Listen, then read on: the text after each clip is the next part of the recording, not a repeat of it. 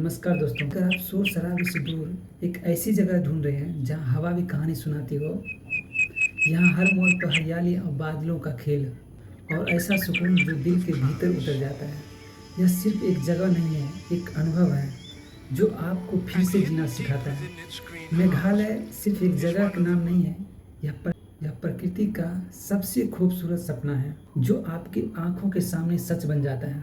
यहाँ बादल आपके साथ चलते हैं और पहाड़ आपकी कहानी सुनाते हैं और झरने आपकी आत्मा को अंदर तक ताजा कर देते हैं। पेड़ों की जड़ों से बने यह पुल, यह सिर्फ एक संरचना नहीं है बल्कि पीढ़ियों की बुद्धिमानता और प्रकृति के साथ तालमेल का अद्भुत उदाहरण है। इन पर चलते हुए ऐसा लगता है जैसे धरती आपसे कुछ कह रही हो। सहनशीलता और समय मिलकर चमत्कार रचते हैं।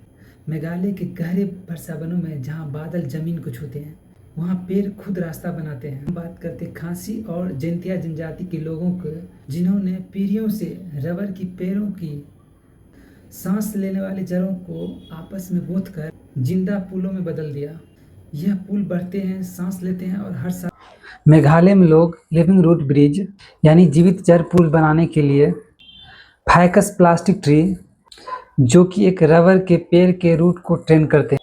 एक कॉमन तरीका है जहाँ पे सुपारी या नारियल के खोखले तनों का यूज किया जाता है।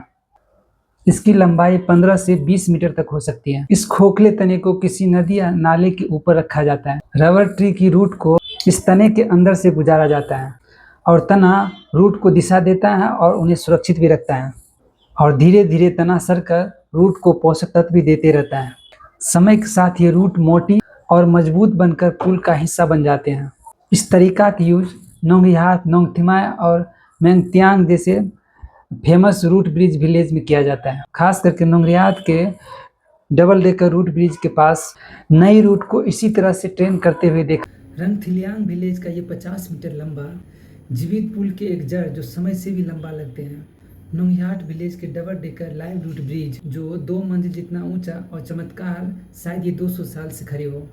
यहाँ के आर्किटेक्ट इंसान नहीं, नेचर खुद है। और जब आप इन पुलों पर चढ़ते हैं तो ऐसा लगता है जैसे धरती अपनी बाहें फैलाकर रास्ता दे रही हो। नोंगयहाट विलेज के लोग सच्चे एनिमिस्ट हैं। नोंगयहाट के लोग प्रकृति के साथ हारमोनी बना कर रहते हैं। ट्रेडिशनल रूप से यहाँ के लोग पौधों और जानवरों को अपने फायदे के लिए इस्तेमाल करने के तरीके ढूंढते रहते हैं। ऐसा उनका मानना है कि ये सब प्रकृति से प्राप्त होते हैं, इसीलिए प्रकृति और उनके बीच का रिश्ता माँ और बच्चे जैसा होता है। मुझे याद है कि मेरे विलेज के लोग अक्सर ये कहा करते थे, हम प्रकृति के साथ पूर्ण हारमोनी में रहते हैं क्योंकि हम जीववादी हैं। इसमें कोई आश्चर्य की बात नहीं है कि यहाँ के लोग प्रकृति के साथ, प्रकृति और उस पर रहने वाले सभी जीवों को समान दृष्टि से देखा है। और उनका ट्रेडिशनल खांसी व्यंजन है जिसे जाहोद के नाम से जाना जाता है, इसका एक आदर्श एग्जाम्पल है। इस खांसी जनजाति के लोग किसी भी जानवर के कोई भी अंग बर्बाद नहीं करते, यहाँ तक कि अगर वे मांस के लिए उसे मार भी दें तो उसके आंखें तक भी बर्बाद नहीं होने देते। और ट्रेडिशनल खांसी व्यंजन जाहोद जो इसका एक परफेक्ट एग्जाम्पल है।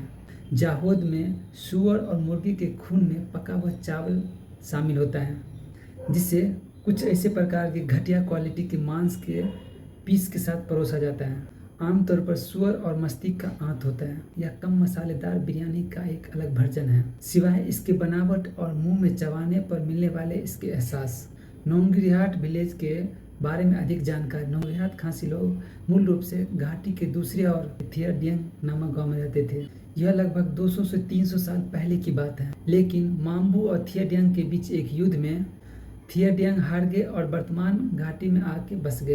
वहाँ 5 कबीले रहते थे, इसीलिए वे 5 गांव में विभाजित हो गए, जिसके नाम थे तिरना, नोंगरियात, माइटेंग, नामदित और नोंगरोंग। ऐसा इसलिए किया गया ताकि पड़ोसी राज्य और गांव के द्वारा किए जाने वाले किसी भी आक्रमण को रोका जा सके।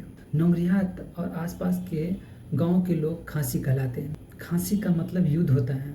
मूल रूप से खासी लोग खनाबदोश थे जो कंबोडिया और उत्तरी थाईलैंड से आए थे और म्यांमार और पूर्वोत्तर भारत में जाके बस गए।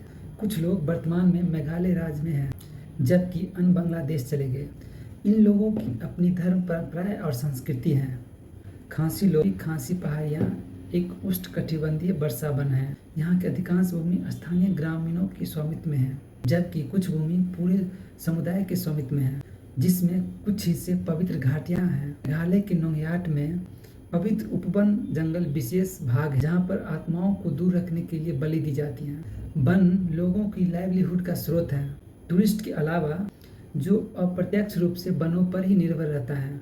कटाई के मौसम जो अप्रैल और अक्टूबर के बीच में होता है के मुख्य उत्पादन तेजपत्ता, जंगली झाड़ू और काली मिर्च है। लगभग सभी खांसी गांव और समुदाय क्षेत्र एक विशाल पहाड़ के ऊपर बसे हैं जो आरामदायक ठंडा मौसम प्रदान करता है और उनके नीचे बांग्लादेश के मैदान हैं। बांग्लादेश का तापमान और जमीनी परिस्थितियाँ बांग्लादेश के सीमावर्ती इलाकों को संतरे सहित कई सब्जियां और फलों की खेती और उन्हें भारत में आयात करने के लिए एक आदर्श बना। अगर आपको प्रकृति में खो जाने का शौक है तो मैं नोंगयाट जाने